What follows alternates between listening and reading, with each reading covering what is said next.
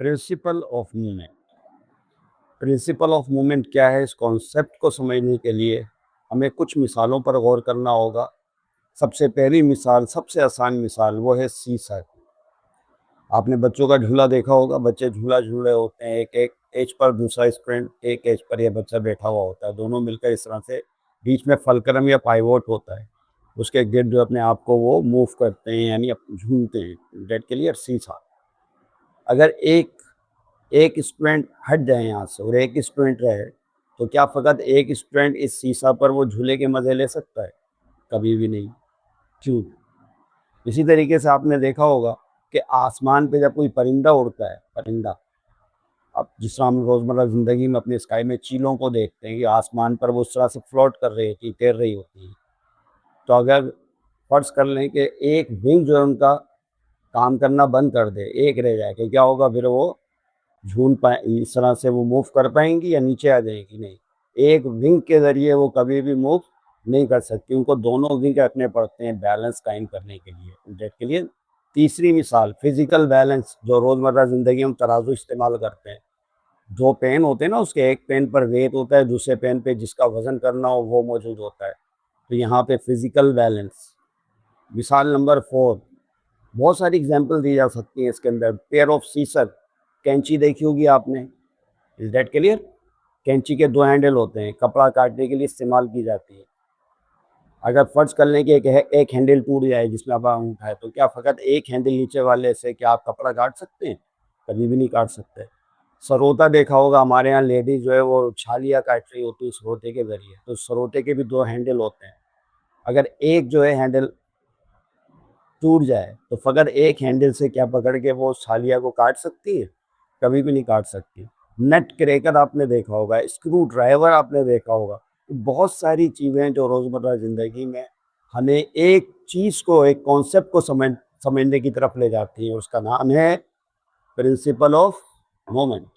और मोमेंट का दूसरा नाम हमने आपको बताया था कि टॉर्क भी होता है, प्रिंसिपल ऑफ टॉर्क भी कहते हैं।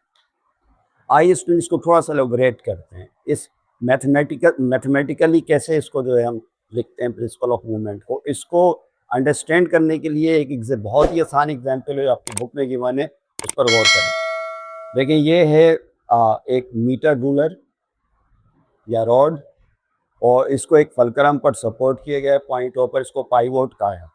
This is called pivot.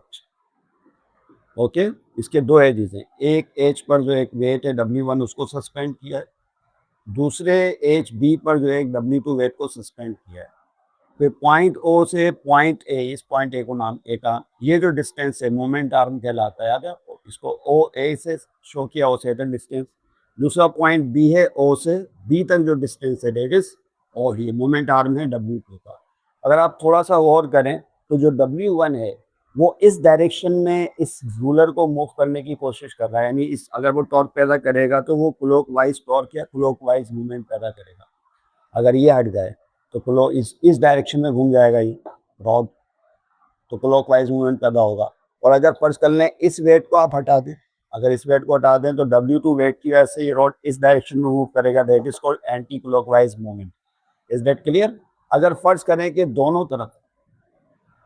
दोनों तरफ फोर्सेस सेम हो, यानी W1 वेट और W2 वेट सेम हो, तो अब क्या होगा? अब ये रूलर बैलेंस हो जाएगा। इसका मतलब है clockwise movement is equal to anti clockwise movement. Clockwise torque about point O is equal to anti clockwise torque या मूवमेंट अबाउट पॉइंट ओ। तो इस सूरत में क्या होगा कि ये बैलेंस हो जाएगी। तो पता ही चला कि क्लॉकवाइज मूवमेंट बराबर हो गया एंटी क्लॉकवाइज मूवमेंट के। बच्चों के झूले की मिसाल दी, अगर दोनों बच्चे जो है वो फकत बैठे रहें, फोर्सेस ना लगाएं, दोनों के वेट सेम हो, तो क्या होगा? सीसा बैलेंस हो जाएगा। Is that clear? तो आपने गौर किया कि क्लॉकवाइज मूवमेंट जब एंटी क्लॉकवाइज मूवमेंट के बराबर होगा तो वो चीज़ बैलेंस हो जाएगी। This is called principle of moment. इसे प्रिंसिपल ऑफ मोमेंट कहते हैं, जिसके मुताबिक clockwise movement is equal to anti clockwise movement. अच्छा, यूँ भी हो सकता है कि इसके साथ एक वेट और लगा दें, तो अब ये दोनों वेट मिलकर जो है क्लॉकवाइज मूवमेंट बढ़ जाएगा। यहाँ पे एक वो वेट और लगा दें इस तरफ लेफ्ट हैंड साइड पर, तो फिर दोबारा बैलेंस हो जाएगा। एक वेट और लगा दें तीसरा, यहाँ पे भी एक वेट और लगा दें तीसरा, वेट ये दोनों तरफ ऐड करते चले हैं सेम क्वांटिटीज के, तो फिर भी ये बैलेंस ही रहेगा। तो अब इस प्रिंसिपल ऑफ मूवमेंट को यूं कहा जाएगा, sum of anti clockwise movement of all weights is equal to the sum of anti clockwise movement of the all weights. अब ये बैलेंस होगा। तो अब इसको इन जनरल इस तरह से ध्यान किया जाएगा, the sum of all clockwise movement about point O is equal to the sum of all anti-clockwise point movement about the same point. Is that clear? This is called principle of movement. अब इसकी definition लिख लेते हैं। The sum of, आइए मेरे साथ साथ लिखिए, the sum of all clockwise movement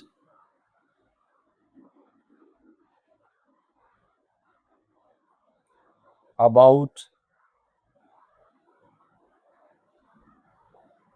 point O is equal to the sum of all anti-clockwise movement about the same point, about that point, about the same point it is, about the same point. This is called principle of movement. अब एक चीज और याद रखिएगा, इस बात को जब प्रिंसिपल ऑफ मूवमेंट आप अप्लाई कर दें, इसका मतलब है कि रॉड क्या हो गई है, बैलेंस हो गई है। एंटी क्लॉकवाइज मूवमेंट और एंटी क्लॉकवाइज मूवमेंट दोनों बराबर है। जब फिजिकल क्वांटिटीज में दो क्वांटिटीज जस्ट बैलेंस हो जाएं, बराबर हो जाएं, तो उनका टोटल हमेशा जीरो निकलता है। मुश्किल हो गया, चलें इस पर बात करेंगे। छोड़ो, इस बात को मैथमेटिकली ऐसे लिखेंगे, डायग्राम पे गौर करें। यहाँ पर गौर करें, क्लॉकवाइज मूवमेंट W1 की वजह से पैदा हो रहा है। मूवमेंट का फार्मूला सब जानते हैं, फोर्स इनटू मूवमेंट आर्म, याद है ना, टॉर्क में पढ़ा था, टॉर्क वाली टॉपिक में। क्या होता है, इस वेट यानी इस फोर्स का जो मूवमेंट होगा उसका फार्मूला ही होगा फोर्स यानी W1 मल्टीप्लाई मूवमेंट आर्म। इसका मूवमेंट आर्म पॉइंट O से A तक है, O से A तक। आप बाद में उस पर एक लाइन डाल देते हैं, इसका मतलब है O से A तक फासला क्लॉकवाइज, और is equal to anti clockwise movement. Anti clockwise movement जो है वो W2 की वजह से पैदा हो रहा है, इस फोर्स की वजह से। यहाँ लिखेंगे W2 मल्टीप्लाई OB, इसका मूवमेंट आर्म O से B तक है। तो दिस इज मैथमेटिकल रिलेशनशिप या mathematical formula of what, principal of movement. Is that clear? आइए स्टूडेंट्स, अब इसी को जो हम एग्जाम्पल के पर अप्लाई करते हैं, इसी प्रिंसिपल ऑफ मूवमेंट को। ओके, मैं एग्जाम्पल लिखता हूँ, अब आप word example, word example number 4 है। आइए स्टूडेंट्स को समझने की कोशिश करें, ये डायग्राम हमें हेल्प करेगी समझने में इस एग्जाम्पल को। वर्ड एग्जाम्पल 4 में कह रहे हैं, कंसीडर अ मीटर रोड, ये मीटर रोड है जो बीच में लगी हुई है, supported at point O, point O पे इसको सपोर्ट किया गया है। The block of 20 newton is suspended at point A, point A पे जो वेट है उसकी वैल्यू 20 न्यूटन है, यानी इसका मतलब है डेट इज 20 न्यूटन में, इसी में ऐड कर देते 30 सेंटीमीटर फ्रॉम O, और ये O से 30 सेंटीमीटर के फासले पर, यानी O a movement arm 30 centimetre. चलें जी, ये हो गया 30 centimetre. Find the weight of block that balance it at point B, वो ब्लॉक, उस ब्लॉक का वेट बताएं जो कि पॉइंट B पर इसको बैलेंस कर दे रोड को। तो W2 we have to find the value of weight W2 20 centimetre from O, और ये जो वेट है पॉइंट O से 20 सेंटीमीटर पर है, यानी OB is 20 is equal to 20 centimetre. हो गया। अब डेटा बना लें इसका। W1 कितना है बोलें, आप कैसे बोलेंगे? W1 इज, हाँ कमेंट की सूरत में बोलिए, 20 न्यूटन, और इसका जो मोमेंट आर्म है OA डेट इज 30 सेंटीमीटर।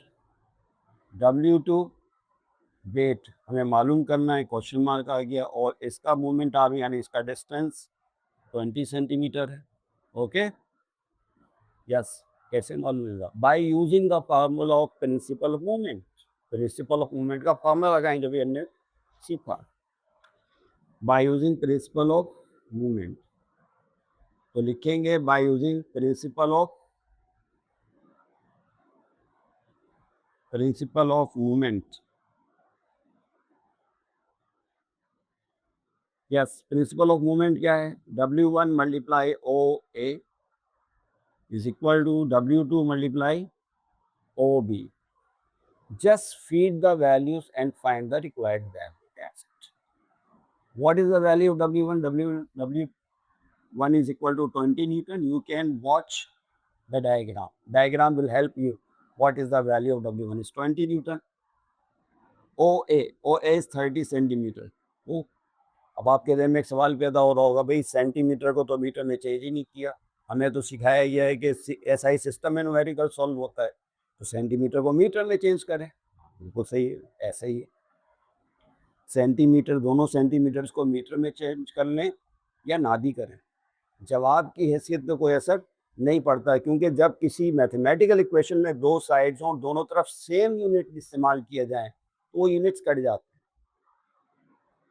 देख समझे बात को? अब आप सेंटीमीटर में लेके चलें या मीटर में कन्वर्ट करके चलें, या इंचेस में कन्वर्ट करके चलें, या माइल्स में कन्वर्ट करके चलें, दोनों तरफ यूनिट कट जाएंगे। लिहाजा सेंटीमीटर को सेंटीमीटर ही रहना। तो एग्जाम में नंबर नहीं कटेंगे भाई, बल्कि आपका मोरल बुलंद होगा। स्टूडेंट ने सेंटीमीटर को मीटर में चेंज नहीं किया, क्योंकि वो एक कॉन्सेप्ट से वाकिफ़ हैं कि दोनों तरफ चूँकि इक्वेशन में लेंस आई हुई हैं, तो वो यूनिट्स कट जाते हैं, लिहाजा उसकी ज़रूरत नहीं। W2 मालूम करना है। OB is 20। आई अब क्या होगा, लेकिन दो तरफ 20 मौजूद है, तो 20 से कट जाएगा, या 20 को जब भेज देंगे तो डिवाइड में आ जाएगा। ऐसे ही 30 is equal to W2, side change कर दूँ तो W2 is equal to 30 newton. Newton is the unit of weight. Answer. Okay, this is the value of where W2 which balance this load, because we use principle of moment.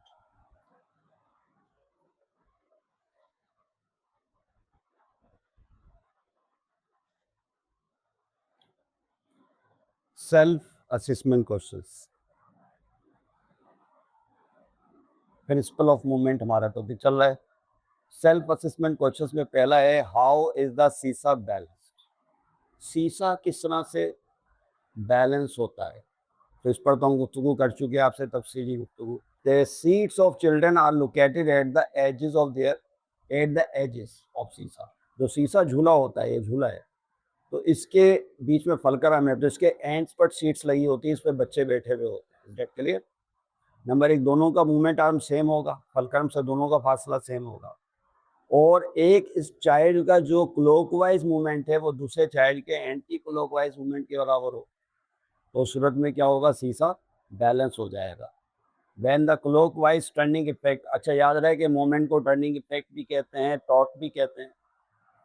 When the clockwise turning effect of one child is equal to the anti-clockwise turning effect of another child, then सीसा balances.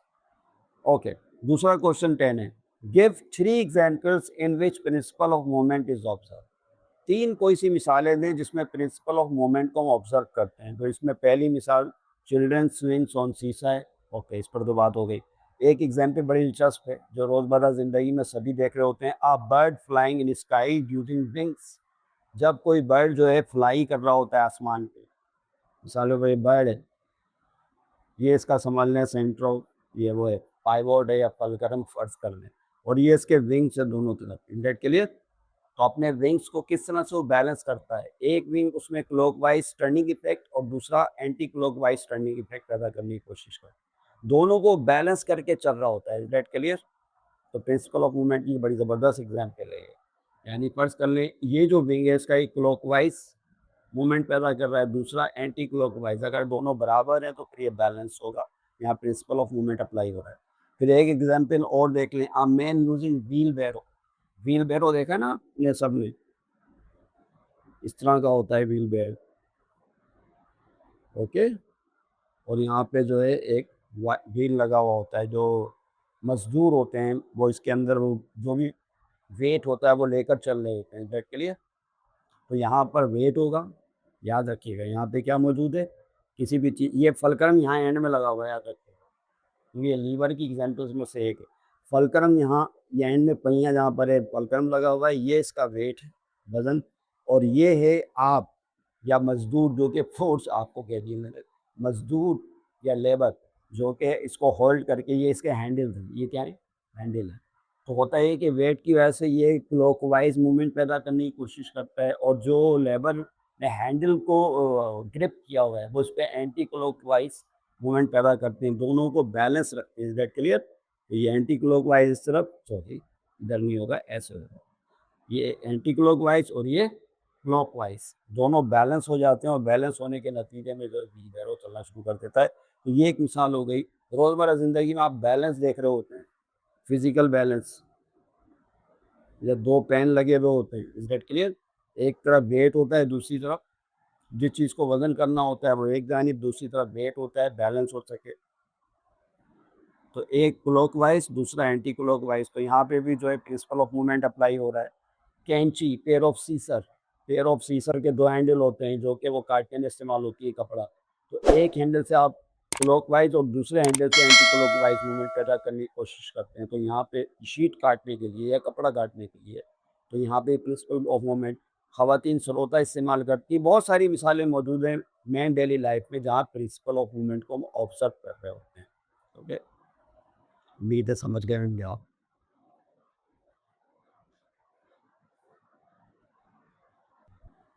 Structured questions, book exercise के question 3 है। Question 6 का ये part, इस पर तो हम गुफ्तगू कर चुके। State the principle of movement, क्या है? The sum of clockwise movements about a point is equal to the sum of the anti clockwise movements about that point. That is called principle of movement. इसका formula ये होता है W1 multiply OA is equal to W2 multiply OB। अब इसका जो second part है वो numerical है। स्ट्रक्चर क्वेश्चन, क्वेश्चन नंबर 6 का बी पार्ट बहुत ही इंपॉर्टेंट न्यूमेरिकल है, कॉन्सेप्ट को बहुत समझने में मदद देता है, कहीं जाइएगा नहीं, क्योंकि इसके अंदर एक प्रिंटिंग मिस्टेक भी है, उसको हमें समझना है कि वो क्या है। That clear? आइए देखें स्पेंस कैसे होगा। ये आपके सामने क्वेश्चन नंबर 6 का बी पार्ट, ये यूनिफॉर्म रूलर कहलाता है, या रॉड कह लीजिए आप इसे, uniform rod is supported at the its centre. Step by step चल रहा है, स्टेप बाय स्टेप, भागना नहीं, ना कहीं जाना है। then its center is balanced by two forces 12 Newton and 20 Newton. और इसको बैलेंस किया है दो फोर्सेस के जरिए, एक 12 न्यूटन है, 20 न्यूटन है।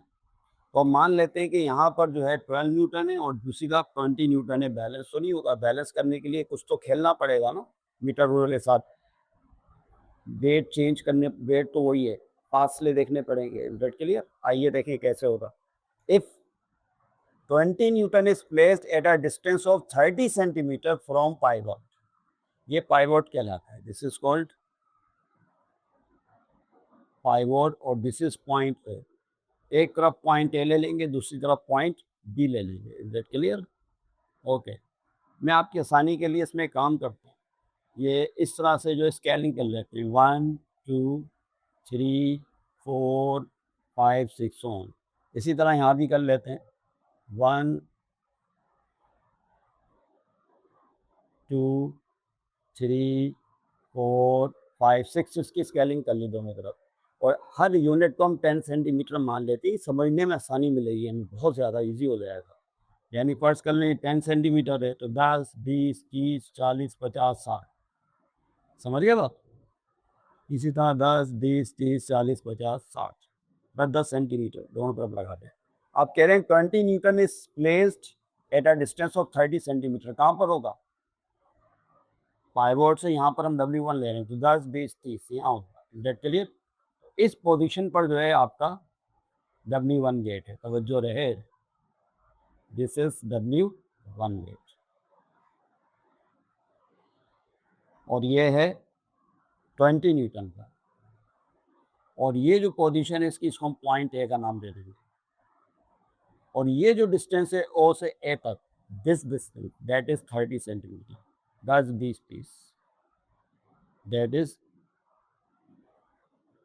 30 सेंटीमीटर। समझ गए यहाँ पर? ये 3 लिखा हुआ है बुक में, 3 नहीं है, बात अगर बाद में सही हो गया तो ठीक है, अच्छी बात है, लेकिन मेरे पास जो बुक है इसमें 30 था, तो 3 जो है वो 3 था, इसको 30 कर लीजिएगा। From pivot find the, then find the position, 2 दफ़ा लिख दिया find position of 12 newton force. तो बताएं 12 न्यूटन फोर्स की पोजीशन क्या होगी ऑन द अदर साइड, यानी दूसरी तरफ जो आपने 12 न्यूटन फोर्स लगाई है वो ओ से कितने फासले पर लेंगे, उसकी पोजीशन, मूवमेंट आर्म बताना है। यानी यहाँ पर फर्ज कर लें कि हम, मुझे पता नहीं, पता तो है लेकिन मैं यहाँ पर ले लो, डेट क्लियर। इस पॉइंट को नाम दे देते हैं बी का, दिस इज पॉइंट बी। फर्ज कर लें ओ से बी पोजीशन, यानी यहाँ पर जो है वो वेट मौजूद है। अब ये फासला कितना है अभी हमें पता नहीं है, हम प्रिंसिपल ऑफ मूवमेंट अप्लाई करके निकालेंगे। समझ रहे हो आप? ये अंदाजे से कम हो, डायग्राम बनाना ज़रूरी भी नहीं होता है, तो समझाने के लिए बनाई जा रही है। ओ से बी तक डिस्टेंस ये हमें नहीं मालूम है, ये हमें बताना है। तो जब आप डेटा बनाते हैं स्क्विड्स, तो डेटा में क्या होगा, W1 आ गया 20 न्यूटन, ठीक है, और उसका जो मोमेंट आर्म है O A that is equal to 30 centimetre, ये हो गया। उसके बाद दूसरी तरफ जो वेट है W2 that is 12 Newton,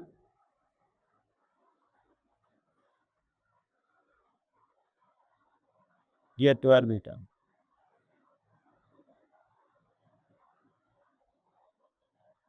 okay, that is W2। और ओ से बी पोजीशन आपको बताएंगे। अभी सेकंड पार्ट के लिए रुक जाए, सिर्फ पहला पार्ट स्टेप बाय स्टेप चल रहे हैं। ओके, ये मालूम करने के लिए प्रिंसिपल ऑफ मोमेंट अप्लाई करेंगे। सॉल्व, प्रिंसिपल ऑफ मोमेंट याद है सबको, क्या है? Using principle of movements, clockwise turning effect is equal to anti clockwise turning effect. उसका फार्मूला लगा दें, W1 multiply O A is equal to W2 multiply O B. Value स्वीट करें, डायग्राम से देख लें, यहाँ से देख लें। W1 is 20, O A is 30, W2 12 multiply O B बताना है। 12 को यहाँ डिवाइडेड भेज दें, तो 20 multiply by 30 divided by 12 is equal to O B. अब इसको डिवाइड कर लें, 20 multiply 30 divided by 12, this will give you 50 at O B. Side change करें, O B is equal to 50 centimetre, 59 centimetre, that is your answer. इसका मतलब ये हुआ कि इस रॉड को बैलेंस करने के लिए दूसरी जानिब 12 न्यूटन फोर्स को आप पाइवोट से 50 सेंटीमीटर की पोजीशन पर सेट करेंगे, तब जाके ये रॉड बैलेंस हो जाएगी। Okay, if the 20 newton force is move to 4 centimetre. अब कह रहे हैं कि 20 न्यूटन फोर्स जो है इसको अगर हम 4 centimetre away from the pivot, pivot से दूर सेट करें, यानी यहाँ लेकर आ जाए, थोड़ा सा इसको खिसका दें, 30 है तो 4 सेंटीमीटर आगे ले जाएं, कितने, 4 सेंटीमीटर आगे ले जाएं, तो फिर क्या हो, from pivot then find force to replace 12 newton force. तो बताएं फिर 12 न्यूटन फोर्स की जगह कितनी फोर्स लगानी पड़ेगी कि बैलेंस हो जाए। यानी इसको आपने 4 सेंटीमीटर आगे किया तो उसके नतीजे में प्रिंसिपल ऑफ मूवमेंट डिस्टर्ब हो जाएगा। ओके, फासला बढ़ गया, क्लॉकवाइज मूवमेंट बढ़ जाएगा, तो फिर बताएं इस तरफ मूव करना शुरू कर देगी। रहे बैलेंस करने के लिए भी 12 न्यूटन फोर्स में कितना इजाफा करना पड़ेगा, यानी ये कितना वेट, इस वेट को किससे रिप्लेस करें, यानी W2 वेट बताएं आसान लफ्जों में भाई। इसको 3 सेंटीमीटर आगे शिफ्ट कर दें। देखिए मैं इसी डायग्राम में चेंज कर रहा हूँ। ये जो फोर्स है फर्ज करें इसको मैंने 20 न्यूटन फोर्स है, यहाँ ले आया इस पोजीशन पे, ओके, इस पोजीशन पे। ये वही वही फोर्स है, कितने न्यूटन की? 20 न्यूटन की फोर्स। इसको जस्ट 4 सेंटीमीटर आप आगे ले गए, तो अब इसका मीन पोजीशन से फासला 34 सेंटीमीटर हो जाएगा। ये पहले पार्ट। दूसरे पार्ट में जो ओ ए पोजीशन है 30 सेंटीमीटर में प्लस कर देंगे 4 सेंटीमीटर, तो दिस बिकम्स 34 सेंटीमीटर। तो फाइंड, अब बताएं कि W2 वेट को किस वेट से रिप्लेस करेंगे, यानी W2 वेट मालूम करना है सामने। Is that clear? ये है कोड, बाकी सब चीज़ें वही हैं, उनमें कोई छेड़छाड़ नहीं है, सब वैसे ही है। सिर्फ यहाँ पर आपको जो चेंज बताया वो होगा 20 न्यूटन। वही प्रिंसिपल ऑफ मूवमेंट अप्लाई करें, ये आपके सामने। By using principle of movement, W1 कितना है दफ़ा, वही 20 न्यूटन, कोई चेंज नहीं।